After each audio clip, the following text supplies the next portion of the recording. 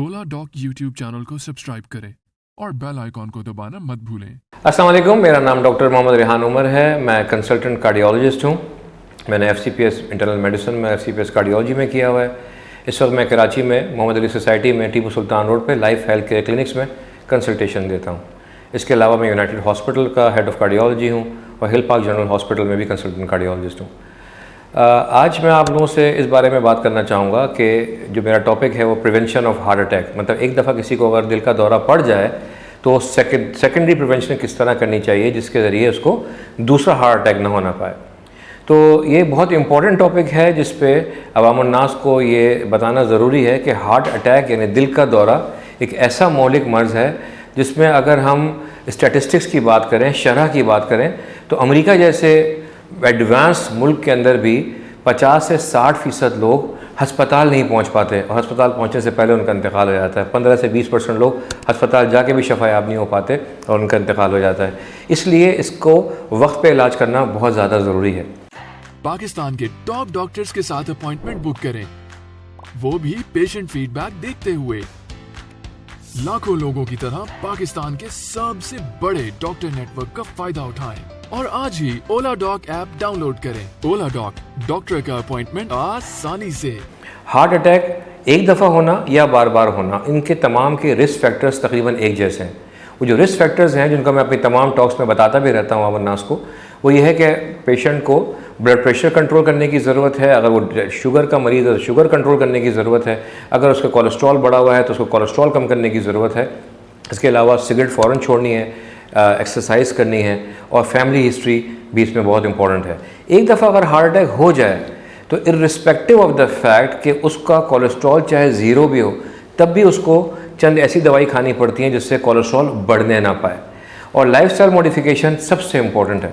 यहाँ पर मैं ये बात ज़रूर करना चाहूँगा कि हार्ट अटैक एक ऐसी बीमारी है जिसका इलाज एंजियोप्लास्टी या बाईपास के ज़रिए हो तो जाता है, लेकिन उससे बीमारी ख़त्म नहीं होती। हम जितने भी प्रोसीजर्स करते हैं, मैं एज एन इंटरवेंशनल कार्डियोलॉजिस्ट, हम स्टेंट डाल रहे होते हैं मरीज़ों को, जिस प्रोसीजर को एंजियोप्लास्टी कहते हैं। तो ये जितने भी प्रोसीजर्स हैं ये सब के सब ये पैलिएटिव प्रोसीजर हैं। ये बीमारी को ख़त्म नहीं करते, ये आपकी लाइफ को पैलिएटिव थेरेपी के ज़रिए कंट्रोल करने की कोशिश करते हैं। इसलिए सबसे इम्पॉर्टेंट जो चीज़ है वो है लाइफस्टाइल मॉडिफिकेशन, कि आपने अपनी लाइफ को, अपनी ज़िंदगी को जितना हेल्दी बनाना है, जितना हेल्दी बना सकते हैं, जितनी लाइफस्टाइल को मॉडिफाई कर सकते हैं, उतना आपके लिए फ़ायदेमंद है। जिसमें सबसे इम्पॉर्टेंट चीज़ ये है कि अगर आपका वज़न बढ़ा हुआ है तो आप अपना वज़न कंट्रोल करें। वज़न कंट्रोल करने से आपकी जिस्म की चर्बी कम होगी, आपके खून के अंदर कोलेस्ट्रॉल कम होगा। अगर आपको डायबिटीज़ है तो आपकी शुगर्स कंट्रोल होंगी। इसके अलावा अगर आप सिगरेट पीते हैं, स्मोकिंग करते हैं, किसी और किस्म का नशा करते हैं, आजकल हमारे माशरे में गुटखा, वेपिंग, ये सारी चीज़ें बहुत ज़्यादा हैं, तो इन चीज़ों को फ़ौरन छोड़ना पड़ेगा। कुछ लोग कहते हैं कि इन चीज़ों को आहिस्ता आहिस्ता छोड़ें। आहिस्ता आहिस्ता इन चीज़ों को छोड़ ही नहीं सकते, क्योंकि द मोमेंट आप तंबाकू ज़बान पे या स्मोक करते हैं तो दिमाग के अंदर क्रेविंग होती है और वो और मांगता है। इसलिए फ़ौरन सिगरेट नोशी को तर्क करना होगा। गुटखे अगर खाते हैं, तंबाकू खाते हैं, उनको छोड़ना होगा। इसके अलावा अगर आपको डायबिटीज़ है तो आपने अपने डायबिटीज़ के डॉक्टर से अच्छी दवाइयाँ प्रिस्क्राइब करवानी है और उसको बाकायदगी से इस्तेमाल करना है। आपने अपनी फास्टिंग शुगर को 130 से कम और रैंडम शुगर को हर सूरत में 170 मिलीग्राम % से कम रखना है। Irrespective of cholesterol level, cholesterol आपका जितना भी हो, आपने कोलेस्ट्रॉल कम करने की दवाइयाँ, जिसको हमारी ज़बान में स्टैटिन्स कहते हैं, उनका इस्तेमाल करना है। अगर आपको ब्लड प्रेशर हो, ब्लड प्रेशर दुनिया का कॉमनेस्ट तरीन मर्ज़ है जो आगे जाके heart attack, heart failure, stroke यानी फालिज, इन सब का बायस बनता है। तो आपने ब्लड प्रेशर को एग्रेसिवली कंट्रोल करना है, ब्लड प्रेशर की अच्छी दवाइयाँ इस्तेमाल करनी है और बाकायदगी से खानी है।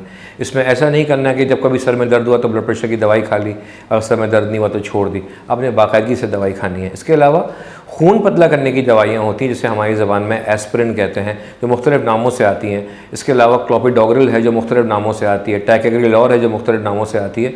वो आपका डॉक्टर आपको आपकी बीमारी के हिसाब से, या अगर आपको स्टेंट डला है या बाईपास हुआ है, उसके हिसाब से वो डोज आपकी मखसूस करके देगा जो आपने बाकायदगी से इस्तेमाल करनी है। इन चीज़ों के साथ साथ आपने वर्जिश करनी है।